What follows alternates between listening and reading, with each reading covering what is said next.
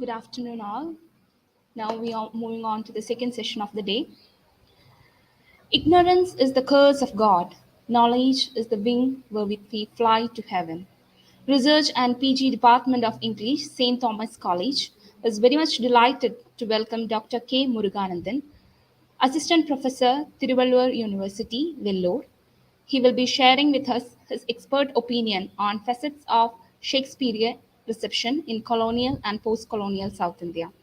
I invite Mr. Bibin Joseph, Assistant Professor of English, St. Thomas College, to chair the session. Over to you, Bibin, sir. The second session of National Webinar, Fascinating Wonder, Shakespeare in Indian and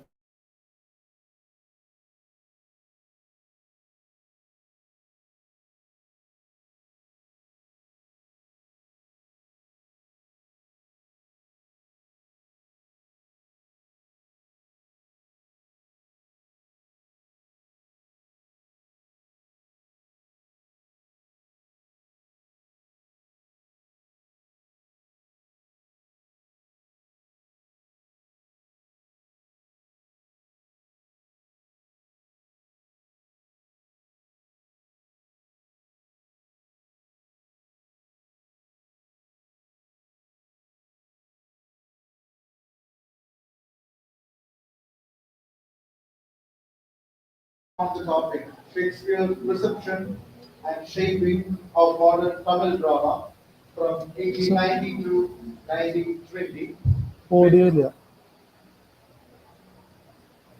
with special reference to Kamal Sambandha Mudaliar for his PhD completed in August 2016 from the Central University of Pondicherry. Dr. Thiruvalluvar has co-edited a book on literature and human rights in the year 2014 and has published 7 book chapters, 5 journal articles, presented 18 papers in national and international seminars, and has delivered invited talks, maybe in his fields of research in different institutes. He has co-authored a chapter on creating an accessible and resilient environment inside the Indian University. In the book, a Disabled Students Manifesto, published by Peter Lang, USA, in the year 2019. He is also serving as the Placement and Training Officer and Facilitator of Disability Services at Government Arts and Science College, Galakuruchi. He is also the member of PG Board of Studies in Presidency College, Chennai, and he is associated with Vellore Theatre and Pondicherry. So I invite Dr. K. Muruganandan to share his thoughts on our second session on the topic facets of Shakespeare reception in colonial and post-colonial South India. So welcome, sir. Afternoon. Am I audible?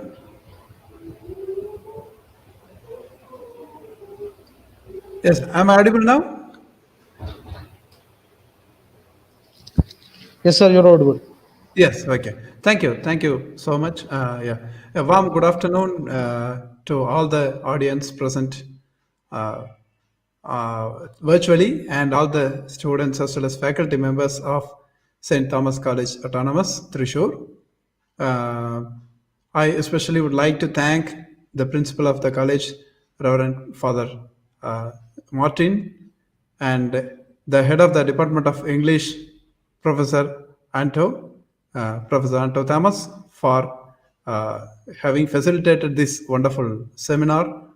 And I also would like to thank my very dear friend, my brotherly friend, I would call, Professor Biju, with whom I have around more than 12 years of friendship and association. So, and I would like to thank all the faculty members of the St. Thomas College and as well as the students of English, student friends. So, all of you, I would like to take this opportunity to thank you for having given me this opportunity, especially after that very lively and wonderful talk of Jonathan Hill Harris. So you would have listened to his talk and you would have been enriched by his talk. I hope I also was an audience to his talk. And I hope this, my talk, will be a little epilogue to, a little South Indian epilogue to Professor Jonathan Hill Harris' talk. So let me go into the topic straight. And I was told by Biju that students of the Department of English, St. Thomas College, you students are watching the this seminar virtually, but in your auditorium, in your at your college together as as a department. So I would like to convey my special greetings to you. Yes. So, facets of Shakespeare reception in colonial and post-colonial South India is the topic, or is the point of discussion I will be talking about for the next 45 minutes or 1 hour or so. So, my first, I should note, I should say a couple of notes before I begin my discussion. First thing is, Shakespeare reception has been analyzed much, and there have been a lot of very fruitful, very in-depth studies of analytical and theoretical kind about Shakespeare reception in India. But there seems to be a dearth of scholarship, or a lack of or South Indian studies on South Indian regions seems to be lagging a little behind in terms of the studies that have been carried out on Bengali theatre or Marathi theatre or other Shakespeare receptions in other regions of India. So I would like to, and there you can find many sources, very insightful sources on Shakespeare reception in India. So that's why I have limited my, and it is a vast topic, too vast to be dealt with within 1 hour or so. So I've limited my talk or my discussion to the South Indian region. And another note of point I would like to make is I will be giving many examples from Tamil, more from Tamil, not because of any other reason, but I have worked on Tamil. I have worked on Shakespeare reception in colonial Tamil context. So I have enough knowledge to quote from Tamil only, and I will incorporate other languages, South Indian languages and writers also, but most of my examples will be from Tamil because I have worked in the area, that's why. No, not for any other reason. So my talk, I've roughly divided my talk into 4 sections. In the first section, I'll be talking about the context of Shakespeare reception, in what context Shakespeare was imbibed into the Indian culture, Indian theatre, classroom, performance, and so on. Particularly the advent of colonial modernity and English education, what necessitated Shakespearean inheritance into India, other than his greatness alone. I mean, it's not because of Shakespeare's greatness alone that he was introduced into India. There were other fairly good reasons. I shall briefly touch upon them in the first section. In the second section, I will talk about various modes of Shakespeare reception, various modes in which Shakespeare was imbibed into the Indian theatre, especially in the South Indian languages, how he was introduced into the Indian theatre, that is performance, textual drama, that is adaptation and appropriations, and also the discourses surrounding Shakespeare, how Shakespeare was used as a discourse. He was used for discursive justifications for a new kind of drama and literature that was in making. So the third one, I'll be talking about the transition from theatre and text to film and post-colonial context. How the transition from colonial to post-colonial can be viewed at. And fourth session, I'll be talking about the recent experiments in the late 20th century in receiving Shakespeare, or in adopting and appropriating Shakespeare in film, theatre, and classrooms or texts. Okay. So these are the four sections that I'll be talking about. So the first one, So you can see this is a photograph of how we can see Shakespeare, and this is another one is Pammal Sambandha Mudaliyar, a Tamil writer who wrote plays and who appropriated Shakespeare and adapted his plays for theater and for making a new kind of drama in Tamil between 1890 to 1920. Very interesting figure in the history of Tamil literature and in the history of Shakespeare reception in India. So here you can see both of them are parallelly placed. That is, it's not to. So I would like to begin my discussion from this image. We as a Kannada scholar T.S. Satyanath points out, there are two ways of looking at Shakespeare reception. One is to look at how Shakespeare has influenced the Indian writings, how Shakespeare has, what is the level of degree of impact or influence of Shakespeare on the Indian writers or regional writers or South Indian writers perhaps. That is one point. But another very fruitful point is the marginal-centric perspective, in which we look at from the marginalized perspective, that is from the colonized perspective, to understand how the ways in which we have received Shakespeare, the ways in which we have appropriated Shakespeare for our own purposes, for the purposes of the particular context, the particular regions, the particular people who have received him. So here, Shakespeare is, we need not take Shakespeare as the almighty above and other writers as groundlings who awfully with astonishment receive him. But there is a hierarchy in their mind also. There was a hierarchy, but when you look at the context, when you look at the performance, when you look at the manner of Shakespeare reception, we can understand that Shakespeare, the receptions are equally important as the original text themselves. So that's why we place the adapters as well as the original writer Shakespeare in the same pedestal, on the same pedestal, to signify that reception, the manner of adaptation or appropriation or reception is as equal as is equally important as the original text or the bard himself. Yes. So Shakespeare, India has the most intense and diverse engagement with Shakespeare. India has the most diverse and longest engagement with Shakespeare outside Europe.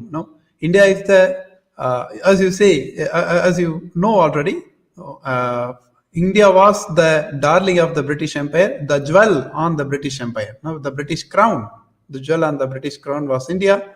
So naturally, India is the only country outside Europe to have such a long engagement, such a long journey with Shakespeare after the European countries. So there are varied engagements, various kinds of, various facets of appropriations, adaptation measures, and methods of reception that have gone into Shakespeare reception, that have gone into inheriting Shakespeare into India, inheriting Shakespeare into South Indian languages. So he has been imbibed into the, he has become the mother essence of, mother element of modern drama. He has become the mother element of modern drama, but direct, not only in direct ways, also in unforeseen and unfathomable indirect ways. He is present in the Indian dramatic varieties, in the Indian theaters and Indian textual drama, that is placed in indirect and manifold forms. So how Shakespeare became a necessity for Indians? We have to understand the colonial context. The 19th century context was particularly complex, in terms of how the Europeans came to associate language and nation. The language was associated with national identity. Linguistic identities were coupled with national identity. I mean, in linguistic identities amounted to create national identities. In that sense, Indian regions, be it Tamil or Malayalam or Kannada or Telugu or Marathi, Bengali, any other region for that matter, had to invent a literature of their own, or had to give shape to a literature of their own to claim a national identity, a subnational, a national cultural identity. In this sense, national identity was not in the political sense, but in more in the cultural sense. So, national identity for themselves by creating literary works, artistic, artistic ethos and theatrical forms on par with or in line with the Western definition of drama. So, in that sense, the already existing folk varieties are the theatre forms based on stylization, where they became a point of embarrassment for the newly educated Indians, especially in the South Indian regions. There are many remarks to Pamal Samundamalayar and other Tamil writers, perhaps, for instance, have elaborately talked about how the local varieties, the folk varieties, which were obviously enjoyed and patronized by the people, were very odd and were very unrealistic and very obnoxious even compared to the compared to the English drama performances. So, in this sense, there was a new need for a new literary renaissance in the languages of South India, as in the languages of other Indian regions, and that necessitated the entry of Shakespeare into the Indian languages.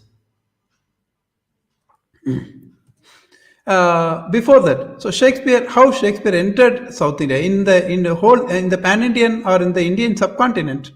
Bengali and Marathi theatres, especially the theatres in Kolkata and then Bombay, had a very drastic influence on how Shakespeare was received and how Shakespeare came into India, came closer to the Indians. But South Indian regions, especially Madras Presidency, as it was politically divided, geographically divided, Madras Presidency didn't have a vibrant theatre movement of its own compared to Calcutta or Bombay. So there was no theatre experience of Shakespeare much, like the Marathi or Bengali regions. But Shakespeare came into South India mostly through classrooms, mostly through the syllabi that was inscribed, that was prescribed for the newly educated Indians, the Indians who are going for education. But one should not mistake that it was all the handiwork of Macaulay. Even the natives, as you can see, there is an interesting book by Stuart Blackburn, Print, Folklore and Nationalism in Colonial South India. He documents how the native elites of India, especially the Madras Presidency, appealed to the Indian government in lakhs of numbers, with lakhs of signatures, to introduce English education to their kids. They wanted English education to be introduced in the Madras Presidency, in the government schools run by the Britishers. And obviously, for the Britishers, for the British government, they didn't want to have any problem with the local natives. Their aim was to rule as peacefully as possible and take away the resources peacefully, stealthily, right? So, in that sense, they saw Shakespeare as a potential hand to be introduced into the Indian classrooms, rather introducing biblical scriptures or religious matters. So his secular nature became a convenience for the British government to introduce him into the Indian classrooms. Even natives like Hindu Literary Society, Hindu Mission, there were many Madras Literary Society. There were many such literary societies, formed by the native elites, native people, and they also started schools of their own, in which, of course, Shakespeare was a favorite subject. Even missionaries, there was a ban of missionary activities in the mid 19th century for various reasons. In those instances, and also in other instances too, missionaries found teaching Shakespeare a convenient alternate to directly introducing Bible or directly preaching religious matters to the Indian boys or Indian young minds. So they especially chose plays like The Merchant of Venice, in which mercy, the Christian values of mercy, pardoning, all these things are richly embedded. So, in this sense, as Gauri Vishwanathan points out in her book Masks of Conquest, uh, Shakespeare was introduced into the Indian classrooms to the Indian kids of the 19th century from various ends, from by the colonial government, by the Christian missionaries, and of course by the native elites for reasons of their own.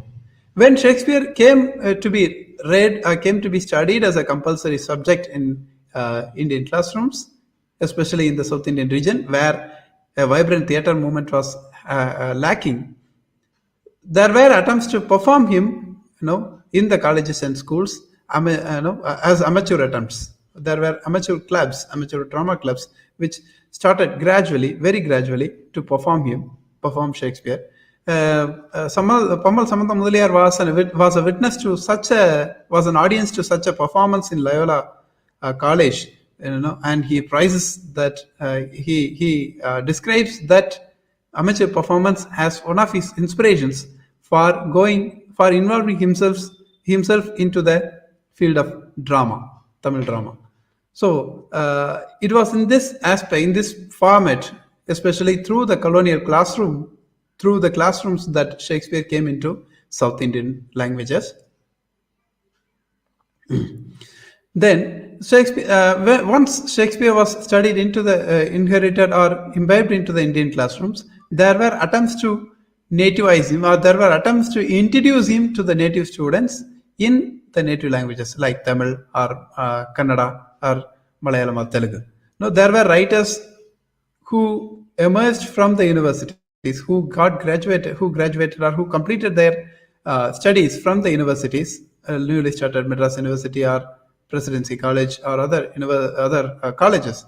They started writing plays, adapting Shakespearean plays in their native languages to introduce to the students who were going to study Shakespeare in English. They wanted their attempts to be supplementary materials for the students studying Shakespeare in the classrooms. They also wanted to introduce Shakespearean plays to the audience who were well versed only in Tamil or other regional languages, who could otherwise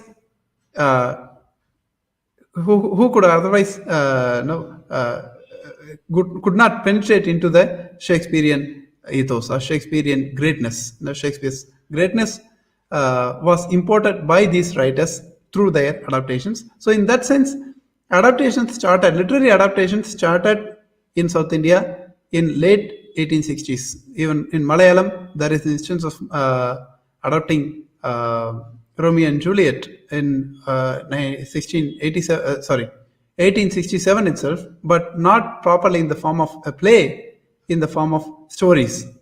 And The Merchant of Venice was adapted in Tamil in 1870 and 1874, again in 1880s.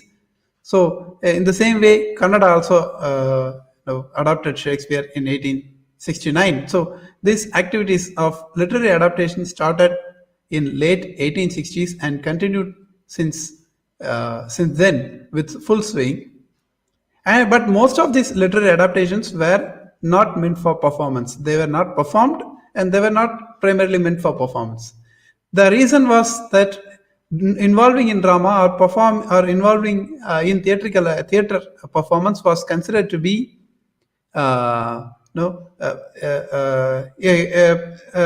indecent activity. We should say an indecent activity by the elites who got educated in the English language, in English, and who had a high culture notion of themselves.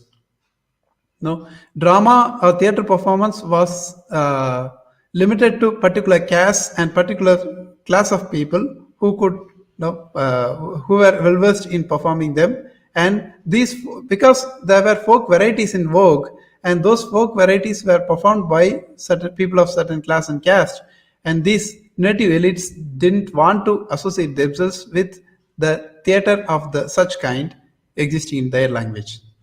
So it was in 1890s that in languages like Tamil, no, amateur drama clubs like Suguna Vilasa Sabha started staging plays in the Western model, but inheriting also the native elements and folk varieties to a large extent.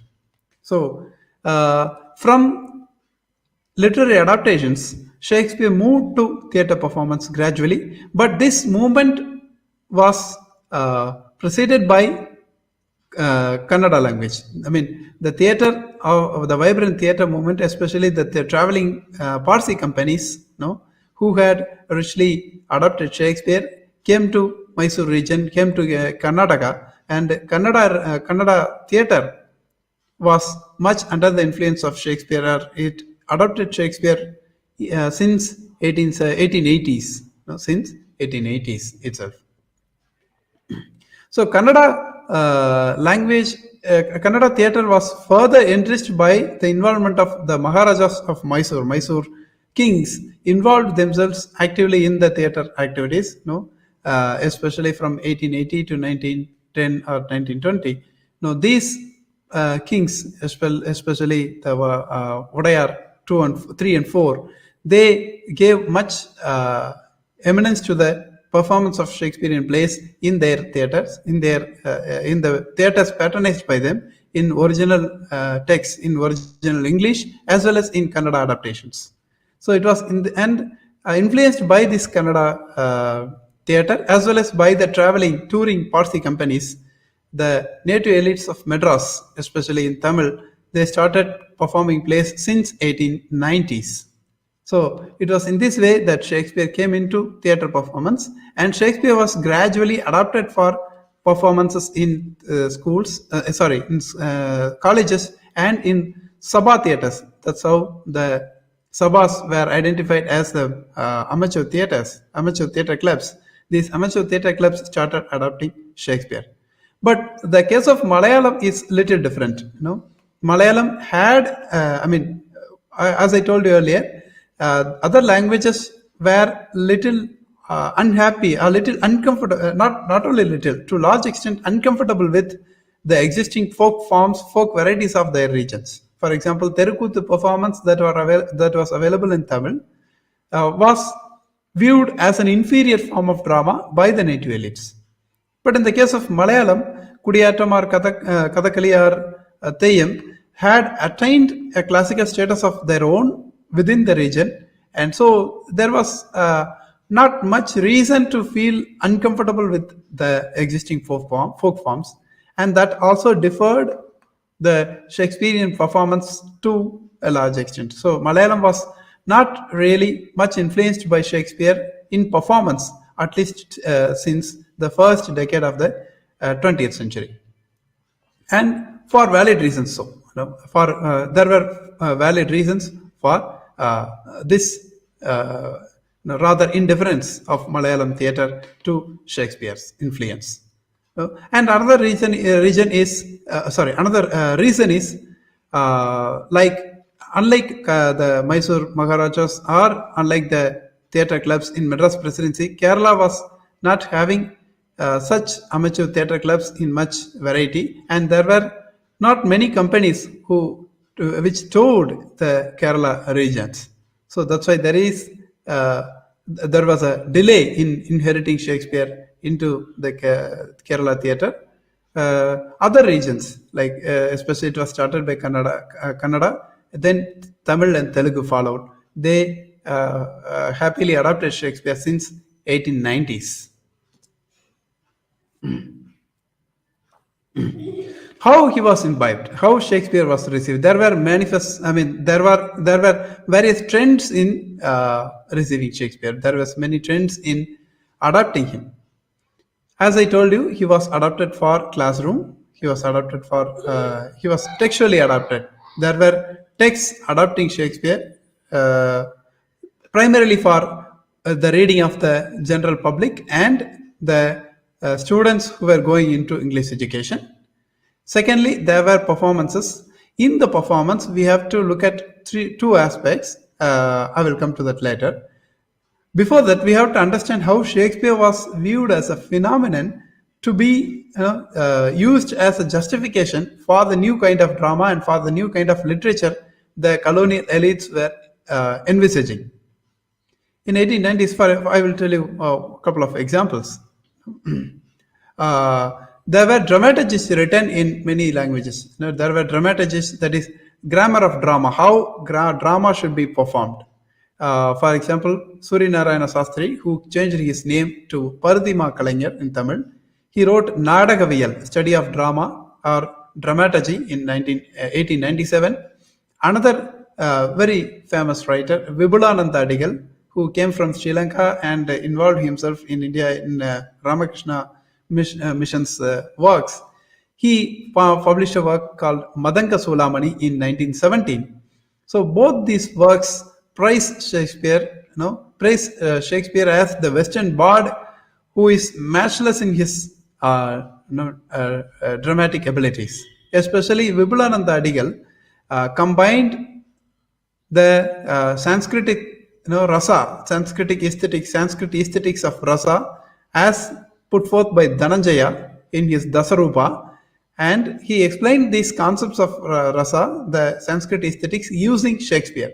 For example, Sanskrit drama, starting from Natya Shastra to Dhananjaya, they divide the women characters into 8 categories. In the same way, he divides, for illustrating this, he divides Shakespearean women characters into 8 categories. He also gives wonderful translations of for Shakespearean plays, for Shakespearean titles, especially Shakespeare's play titles. And through these attempts, what they were preaching, what they were trying to convey was Shakespeare is the new model to be emulated, or Shakespeare is one of the greatest models to be emulated to create a new kind of drama, a new kind of literature in our language. Especially, Paridima Kalaignar notes in his Nadagaviyal, Tamil had many dramatic literatures. There were manifold dramatic literatures, manifold plays in the Sangam age, but which have unfortunately have been lost irretrievably. So it is our duty to create a new drama on par with the models of the Western bards and the Northern sages. So this is how Paridima Kalaignar put forth his theory of drama, in especially having Shakespeare in his mind. And there were other attempts too. There were other attempts also, when once Samantha Mudaliar goes to, this is an incident narrated by him in his autobiographical work, Yanatha Nadagameda Ninevugal, My Memories of the Drama Stage. He goes to a patron asking for his patronage to start his amateur group, Suguna Vilasa Sabha, and to ask him for patronizing a performance. That rich man asks, you people, you young fellows, you don't have any job. You are coming asking for money. But are there any great dramatists like Shakespeare in Tamil? No. Why do you want to perform plays here? Go and do some useful things. That's what he makes an insulting remark.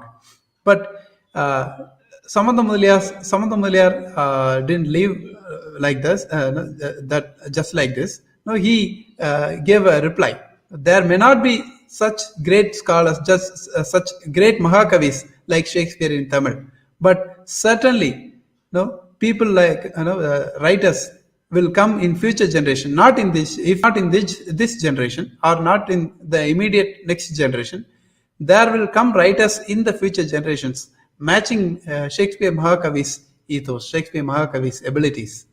That was the aspiration of this manifest, the aspiration of Tamil colonial elites, the colonial elites of South India, to model their literary works, to model their literary renaissance by adapting Shakespeare or appropriating his name as a discourse. Many examples like this, but I will not go much into that. So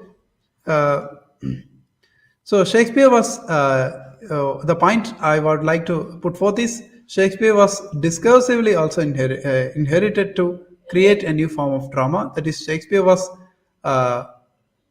received as a phenomenon, as a discourse to justify new practices in the age of colonial modernity in the South Indian languages.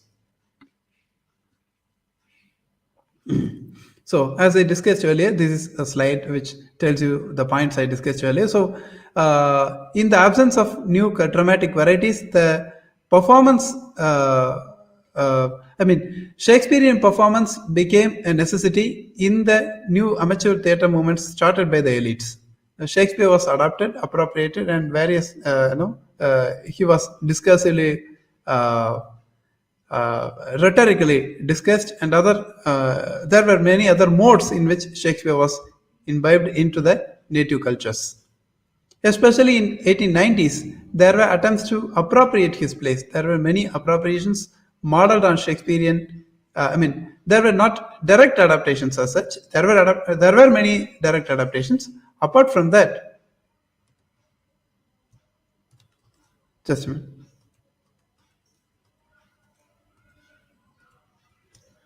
Yes. Apart from that, Shakespeare was imbibed into the plays which were written originally by the by the native writers, but they could have not been written in such a manner without the Shakespearean influence. So that's what I call appropriation. That's what scholars have attributed as Shakespearean appropriations. Shakespeare's scenes from Shakespearean plays, characters, plots, themes were lavishly appropriated for creating the plays of their own in the native languages. Like there were two attempts. There were two examples I should quote. One is Sundari Allathu Meikadal by Samantha Mudaliar in 1893. This was much modeled. This was a melodramatic play modeled upon Shakespeare's scenes, Othello, Cymbeline, and even Winter's Tale. There were episodes, or there were characters and scenes appropriated from these plays, Winter's Tale or Othello and Cymbeline. But as in the dramatic romances of Shakespeare, that is the last plays of Shakespeare, the ending was changed into a happy one. So Srinivas Iyengar, one of the very important critics of that age, remarked in Hindu that the writer shouldn't have made it a comedy; it should have been a tragedy. It only shows the writer's reluctance to stage tragic plays on the Tamil stage, and so this was actually hindering Tamil from acquiring new genres of drama. That's what he remarked. And in response, Samantha Mudaliar wrote Kalvar Thalaivan, one of the it is believed to be the first tragedy in Tamil in 1894 as a response to this criticism of Srinivas Iyengar as a Senecant, in the form of a Senecant tragedy, appropriating many scenes and instances from Hamlet. It is a revenge tragedy mostly based on Hamlet. There was also a reversal of Hamletian play, Hamlet's the story in Hamlet in the play Manogara, which became very popular in 1894 since 1895, and it was also adapted for films in 1930s and 1950s.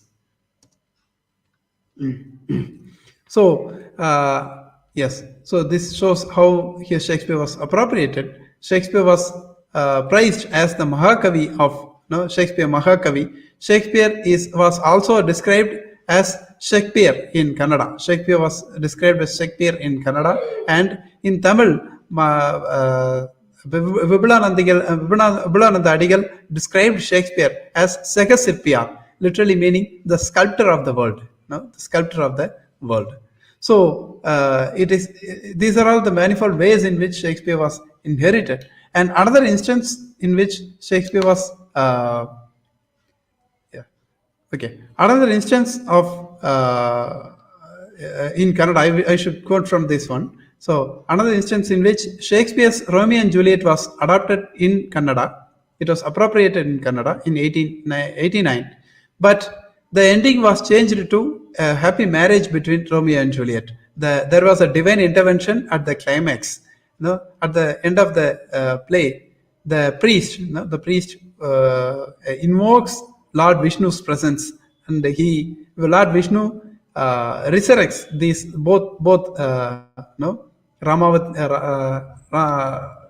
these Romeo and Juliet in adopted forms, and they were happily married in the play.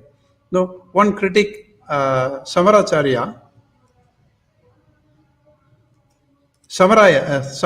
remarks with much anger. No, the ending of the play is a great insult to the Mahakavi, Shakespeare Mahakavi. No, it should have not been changed like this. He even goes to the extent of, you can see in the slide. He goes to the extent of calling the translator as a traitor or murderer. Traitor or murderer. So, to this extent, there were attempts to inherit Shakespeare in manifold ways. Shakespeare was trying to be adapted to suit the colonial taste. I mean, however, admiration or what sort of admiration the colonial elites had for the Shakespeare is different from what sort of context in which he was received. So, in that sense, he was received into the native languages, keeping in mind the ethos or the theatrical trends and audience taste of particular regions. But educated elites, again, especially the critics, were much up in arms against such adaptation attempts. So, Pamal, there is this slide is to show you the instance of Shakespeare adaptations and appropriations by Samantha Mudaliar. No, there were many plays adapted by Samantha Mudaliar, especially 5 or 6 plays. This is an instance to show how amateur theatre movements led by the newly educated elites of Madras Presidency inherited Shakespeare or adopted Shakespeare in the last decade of the 19th century and first 2 decades of the 20th century.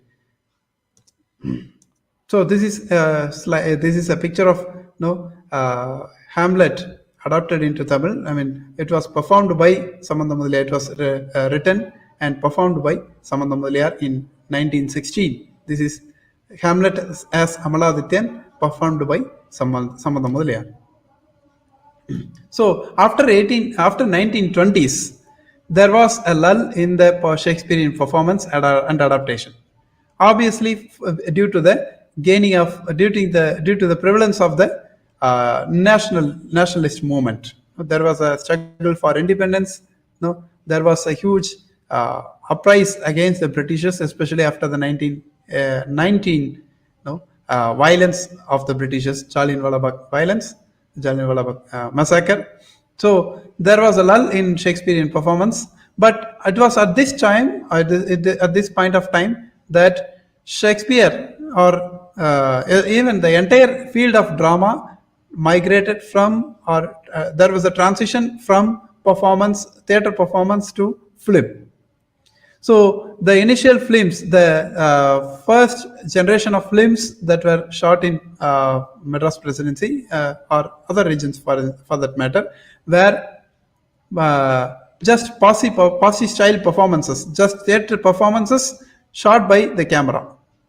In that sense, there was not much difference between a theater performance and a film, except in the sense that the film could be transported freely and could be shown to a much wider audience.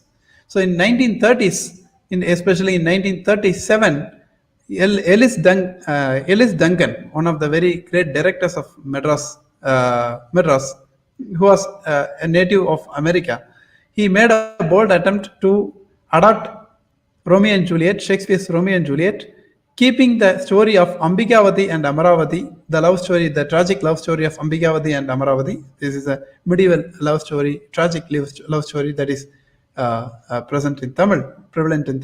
He adapted Romeo and Juliet's story or the play by inserting Ambikavati and Amaravati into the play. And it was a tragedy. It was a popular tragedy, and for the first time, it had scenes of kissing and the balcony scene, as we know, from Romeo and Juliet, those scenes were adapted faithfully or adapted to introduce a new sense of taste, a new sense of film into the South Indian audience. It was much popular on the screen and much popular. Uh, it was remade into. It was remade again. It was remade in 1957. In the same way, Gunasundari, a Telugu adaptation of King Lear, was produced in 1949. Okay. This Gunasundari, this film viewed King Lear from Cordelia's perspective. That is, the play starts with Shiva and Parvati discussing, the suffering of good people, and the flashback goes to a woman who is suffering on the earth because of no due to no mistake of her own, and that becomes Gunasundari, the daughter of the king who was abandoned due to the king's arrogance or age. So that was a much popular film again in Telugu, and it was also remade into other South Indian languages in 1953. There was also a film called Shylock, published in, released in 1940 and again in 1946 in Tamil.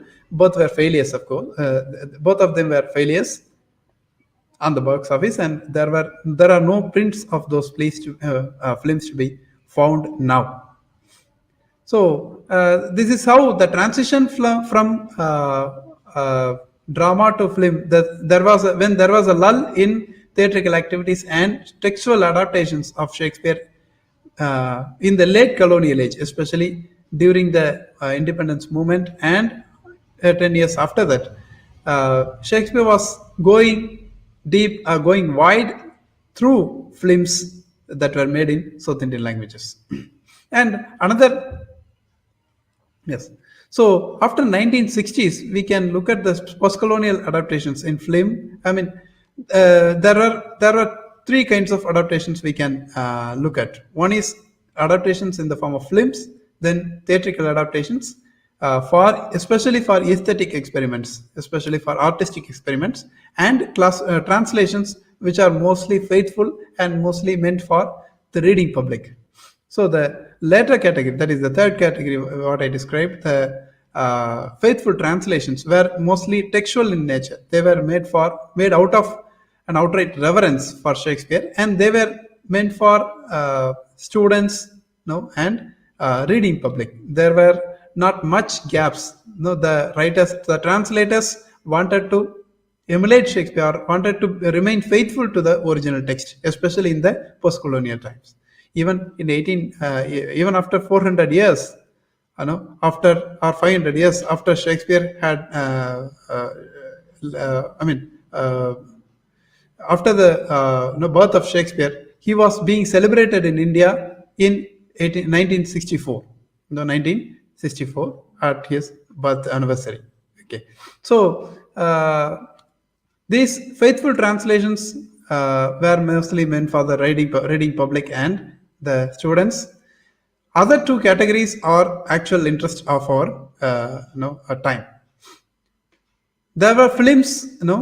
First let's take the films. Films were made on various Shakespearean plays, adapting Shakespeare's plays, appropriating him.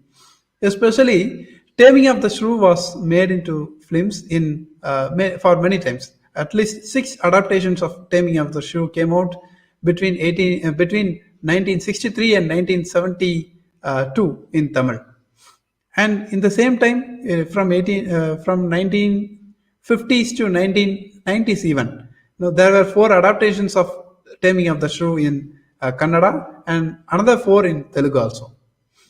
What this signifies is, it was in this time that women were gaining into public sphere, women were gaining into education and employment, and there was an attempt to modernize the family. It was at this time that the patriarchal, common sense patriarchy lashed back, saying women, however you read, however educated you are, however empowered you are, however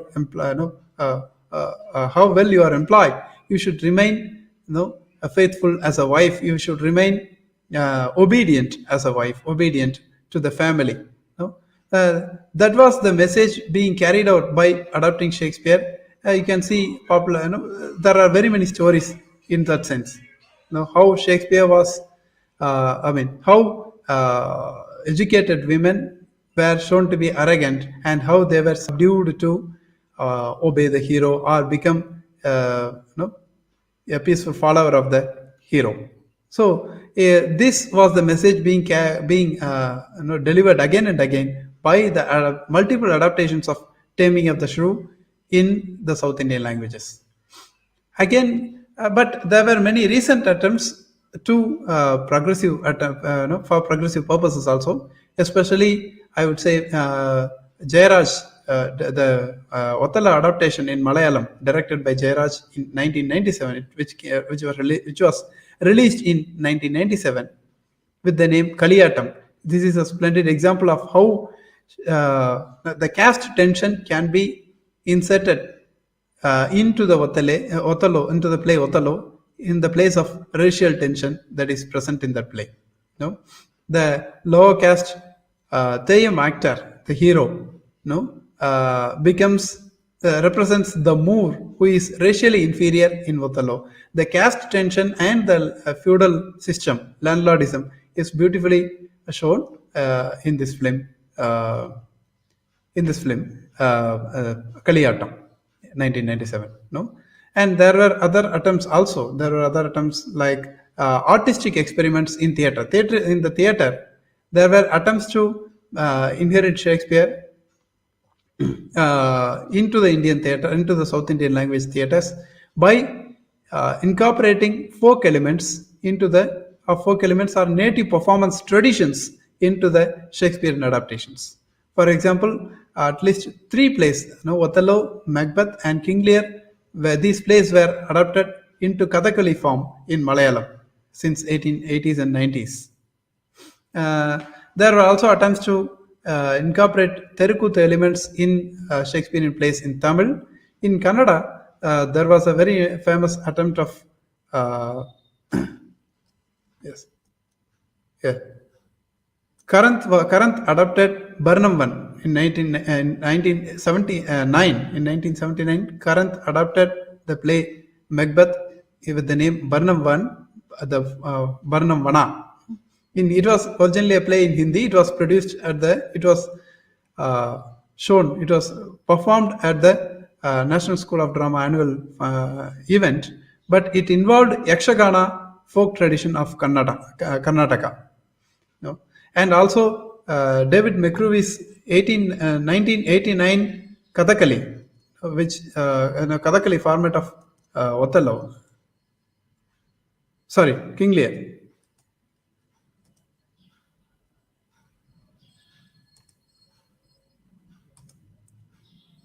Yes, Kathakali King Lear, as it came to be known, was much criticized and much appreciated also.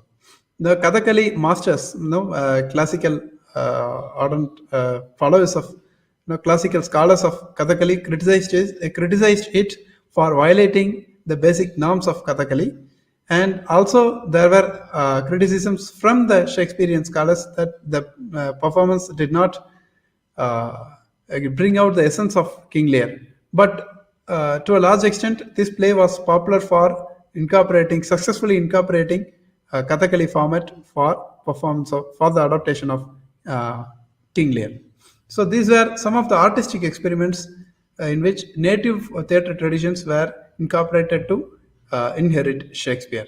So in the post-colonial age also, Shakespeare remains to be one of the very important elements that defines how we understand drama, how we read literature, and how we view our modernity itself on the whole. So this seminar is in itself is an evidence to the the ways in which we receive Shakespeare in the age of post-coloniality. So this is the talk I wanted to. This is the discussion I wanted to have with you today. You can come up with any clarifications, doubts, or your opinions. I'll be happy to discuss with you further in the discussion session, if any. Thank you. Thank you.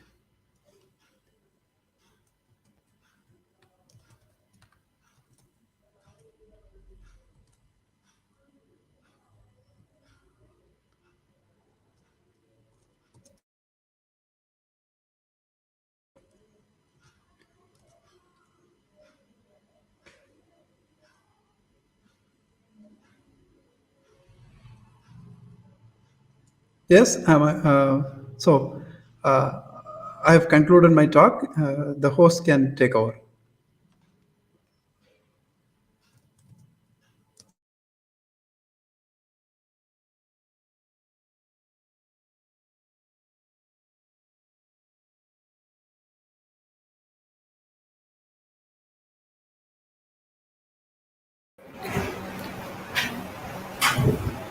Okay, thank you, sir.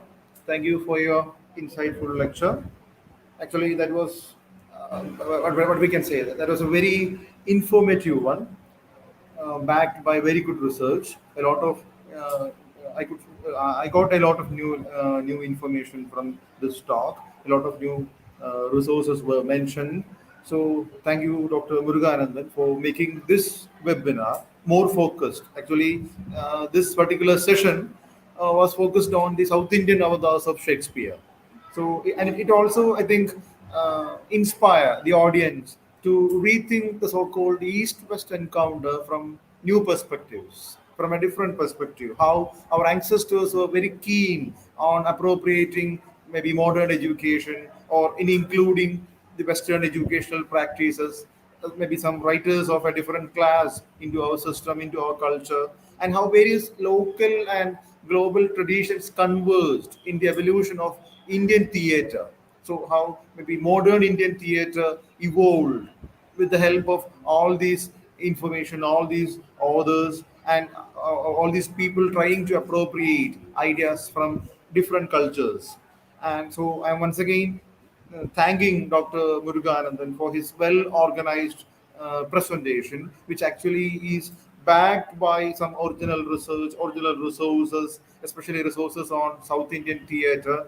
And I think the talk was very inspiring, was informative, and it was also what we can say very convincing or compelling the audience to maybe to follow his stream of thought, and I found no such doubts or such questions asked. So I think we can wind this session up, and I hope it will definitely inspire or maybe encourage people to uh, go through maybe such aspects of South Indian theatre. So, Dr. Burgan, then thank you very much for enriching the seminar with maybe with helping us to focus on these so-called South Indian avatars of Shakespeare. Thank you, sir. Thank you. Thank you so much for hosting me. Thank you for so much for giving me this opportunity, especially to the entire management of St. Thomas College, the principal, the HOD, other faculty members. Especially my thanks to the student friends for having listened to me so far with patience, and my special thanks to my friend Biju for having me here. Thank you. Thank you, sir. No duty is more important than showing gratitude. I invite Devika Vinod of second year MA English to propose word of thanks.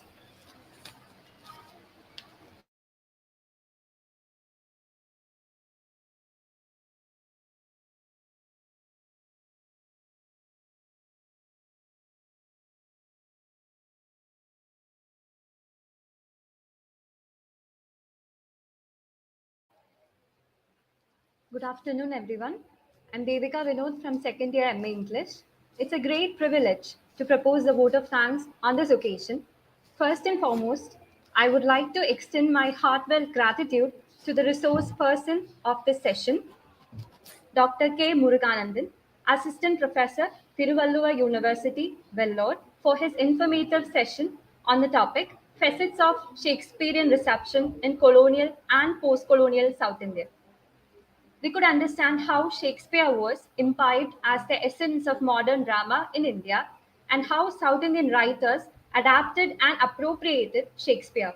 We were also informed about the manifold ways in which Shakespeare was inherited in the context of colonial and post-colonial South India, along with the issues of gender, caste, class in post-colonial Shakespearean appropriations. I would like to thank our principal, Reverend Dr. Martin K.A. for his support and guidance. I'm grateful towards our department HOD, Dr. Anto Thomas sir. I would also like to thank the coordinator of this program, MB Biju sir, and I conclude by extending thanks to everyone who participated in this webinar. Thank you.